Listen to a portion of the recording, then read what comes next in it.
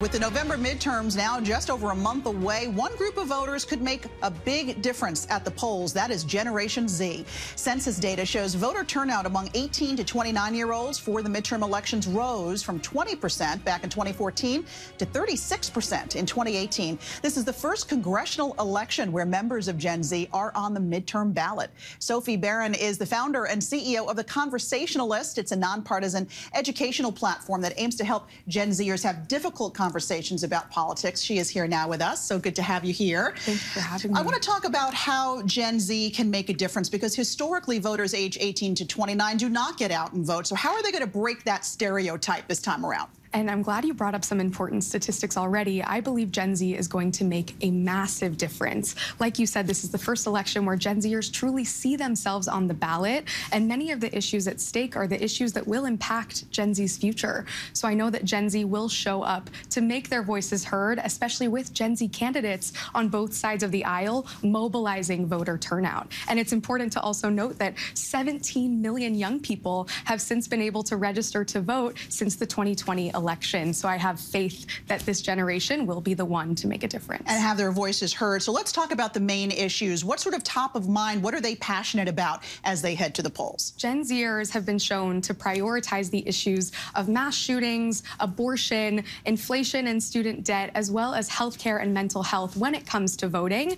And while Gen Z is not a monolith, they do prioritize the issues that will impact their future. And it's also important to note that Gen Zers do care about the issue of the climate crisis, and actually surprisingly find a lot of unity on both sides of the aisle about that particular issue. You know, there was a recent Gallup poll that showed 52% of Gen Zers identify as independent. So why do you think it is that that generation doesn't want to identify with one particular political party? I would surmise that it's because Gen Z is a generation that is rejecting traditional labels. We want to be able to make decisions for ourselves and be seen as individuals. And more we see this generation rejecting traditional institutions and are forging new paths. And this is no surprise with the two-party system. So I wouldn't be shocked if in the upcoming midterms, young people were voting outside of party lines and seeing people as a holistic human being. You know, bringing up conversations about politics sometimes can be pretty daunting. So what would your advice be to Gen Z who want to bring this up with their friends, with their family, and mobilize people around them? And you got it right.